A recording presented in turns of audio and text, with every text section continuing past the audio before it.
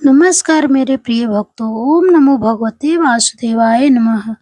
भगवान श्री हरि विष्णु माँ लक्ष्मी की कृपा आप और आपके परिवार पर सदैव बनी रहे। आज हम सुनाने जा रहे हैं कार्तिक मास महात्म कथा अध्याय 30। भगवान श्री कृष्ण बोले सत्यभामा से, हे प्रिय, नारद जी के यह वचन सुनकर महाराज पृथु बहुत आश्चर्यचकित हुए। अंत में उन्होंने नारद जी का पूजन करके उनको विदा किया। इसीलिए माघ, कार्तिक और एकादशी यह 3 व्रत मुझे अत्यधिक प्रिय है। वनस्पतियों में तुलसी, महीनों में कार्तिक, तिथियों में एकादशी और क्षेत्रों में प्रयाग मुझे बहुत प्रिय है। जो मनुष्य इंद्रियों पर विजय प्राप्त कर इनका सेवन करता है वह मुझे यज्ञ करने वाले मनुष्य से भी अधिक प्रिय है। जो मनुष्य विधि पूर्वक इनकी सेवा करते हैं, मेरी कृपा से उन्हें समस्त पापों से छुटकारा मिल जाता है। भगवान श्री कृष्ण के वचन सुनकर सत्यभामा ने कहा, हे प्रभु, आपने बहुत ही अद्भुत बात कही है कि दूसरे के लिए पुण्य के फल से कलह की मुक्ति हो गई। यह प्रभावशाली कार्तिक मास आपको अधिक प्रिय है, जिससे पतिद्रोह का पाप केवल स्नान के पुण्य से ही नष्ट हो गया। दूसरे मनुष्य द्वारा किया हुआ पुण्य उसके देने से किस प्रकार मिल जाता है, यह आप मुझे बताने की कृपा करें। भगवान श्री कृष्ण बोले, प्रिय, जिस कर्म द्वारा बिना दिया हुआ पुण्य और पाप मिलता है उसे ध्यान पूर्वक सुनो। सतयुग में देश, ग्राम तथा कुलों को दिया पुण्य या पाप मिलता है, किंतु कलयुग में केवल कर्ता को ही पाप तथा पुण्य का फल भोगना पड़ता है। संसर्ग न करने वाले पर ही यह व्यवस्था की गई है और संसर्ग से पाप व पुण्य दूसरों को मिलते हैं, उसकी व्यवस्था भी सुनो। पढ़ाना, यज्ञ करना और एक साथ भोजन करने से पाप पुण्य का आधा फल मिलता है। एक आसन पर बैठने तथा सवारी पर चढ़ने से, श्वास के आने जाने से पुण्य व पाप का चौथा भाग जीव मात्र को मिलता है।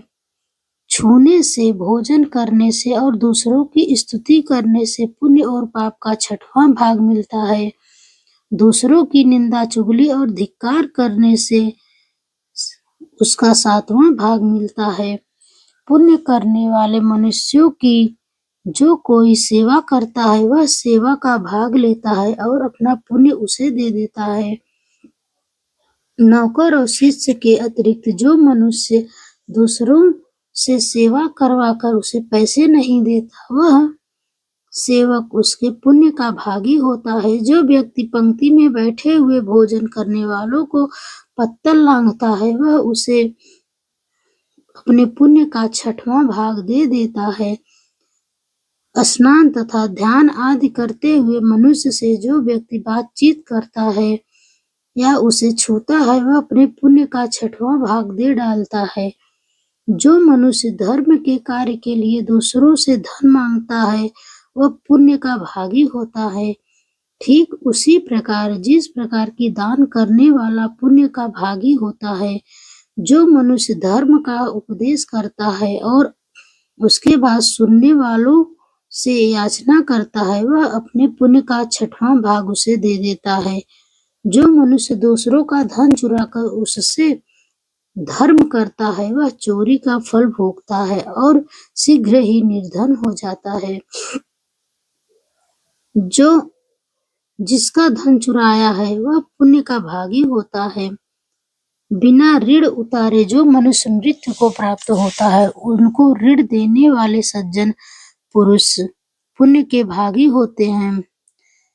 शिक्षा देने वाला, सलाह देने वाला, सामग्री को जुटाने वाला तथा प्रेरणा देने वाला यह पाप और पुण्य के छठे भाग को प्राप्त करते हैं।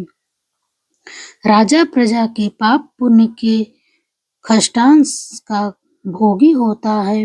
गुरु शिष्यों का, पति पत्नी का, पिता पुत्र का, स्त्री पति के लिए पुण्य का छठा भाग पाती है। पति को प्रसन्न करने वाली आज्ञाकारी स्त्री पति के लिए पुण्य का आधा भाग ले लेती है।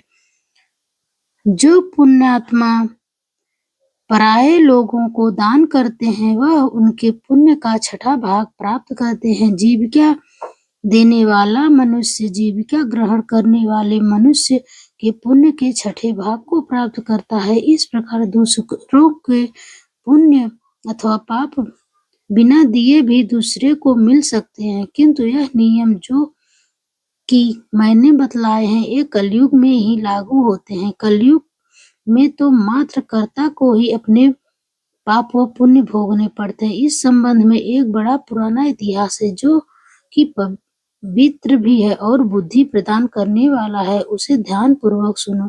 यह इतिहास 21वें अध्याय में बताया गया है।